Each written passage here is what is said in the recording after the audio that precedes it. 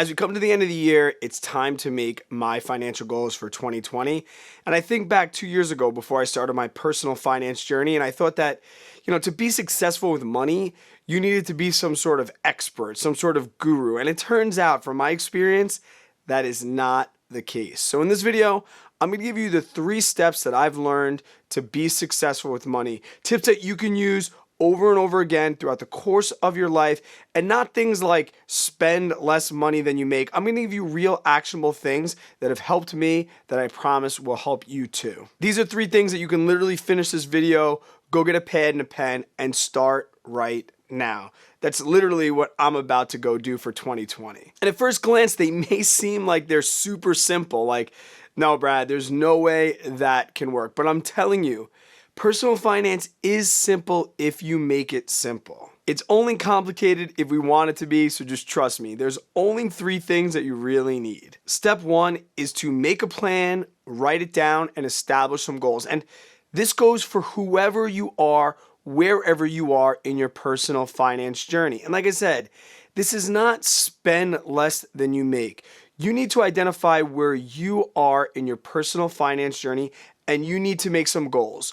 Whether that's just starting a personal finance journey, getting out of debt, investing more, saving for a house.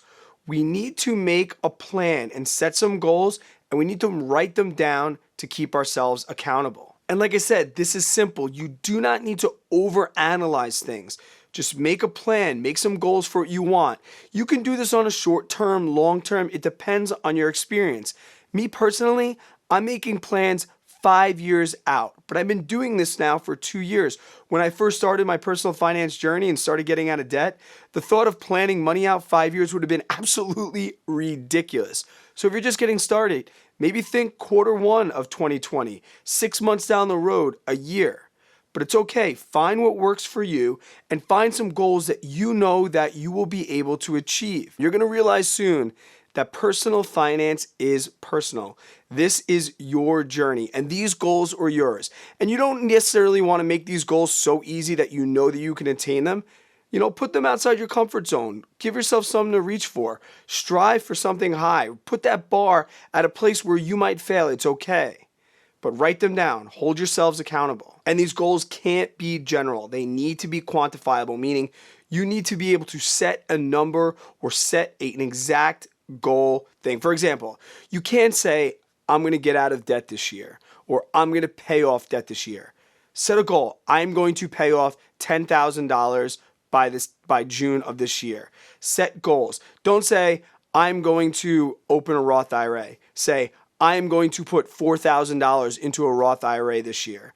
Don't say things like, I'm going to start to contribute to my 401k. Say, I want to get $10,000 this year in my 401k. Or maybe even just simply, I want to open a 401k or open a Roth IRA by February 1st. Give yourselves goals that you can achieve and make them quantifiable. Step number 2 to win with money after you create a quantifiable goal and you wrote that goal down to hold yourself accountable is going to be just to put that plan into action. Now, there's many things you could do to do this depending on where you're at.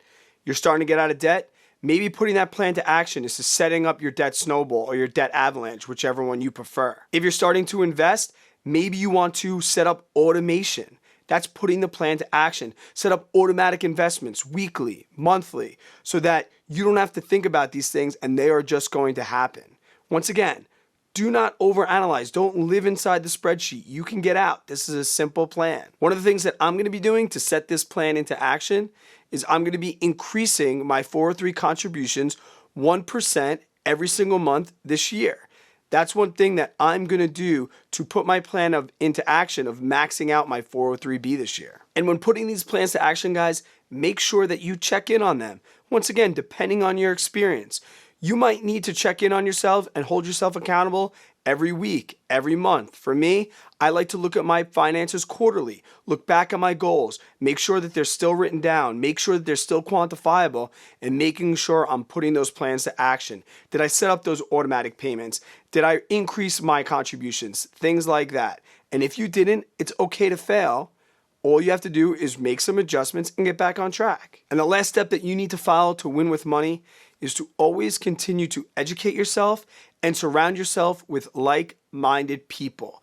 This is an accountability factor that I am so glad that I put into practice early on in my personal finance journey. There is so much to learn when it comes to personal finance. There's so much to learn when getting out of debt, and we need to educate ourselves with as many resources as possible.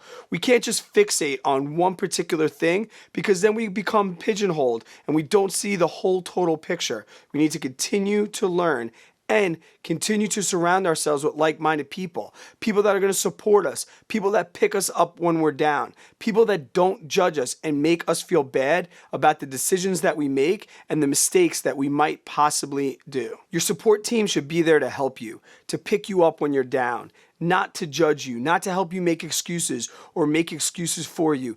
You should never feel bad about failing when it comes to personal finance. This is a learning experience and you're not going to get it all initially. And that's one thing I wish I learned even more earlier on in my personal finance journey. I used to beat myself up when I made mistakes. Then I realized this is just a learning process. And if you're early on in your journey as well, you need to realize you are going to make mistakes with money, but you just have to make sure you learn from those mistakes and move forward. That will help you win. Starting this YouTube channel was my accountability factor, and it really is one of the things that has made me be so successful. It's very hard for me to come on and tell people what I think that they should do and then not do it. And that was just one way that I held myself accountable. And it's also a way that I surround myself with like-minded people. People like you that get down in the comments, people that are always giving me thumbs up, DMing me, emailing me. This has really made the journey awesome. I feel like I have some of my best friends in the whole world right here on the internet. Guys, it may seem really, really hard to believe, but it's really just that simple. Make a plan, write it down. Set that plan into action, check in from time to time to make sure you're still on track, and surround yourself with education and positive people. If you do those three things, I promise you, you will win with money. I would love it if you drop down in the comments, tell me about your plans for 2020. Maybe that will help hold you accountable and help motivate me as well. Right here, I'll leave some videos about personal finance tips, and right here, YouTube will give you something that you might want to watch. You can click right here if you want to subscribe for more content. And until I see you guys on the next one, stay positive, work really, really hard, always be kind to other people. Hope you have yourself an amazing day and an even better tomorrow.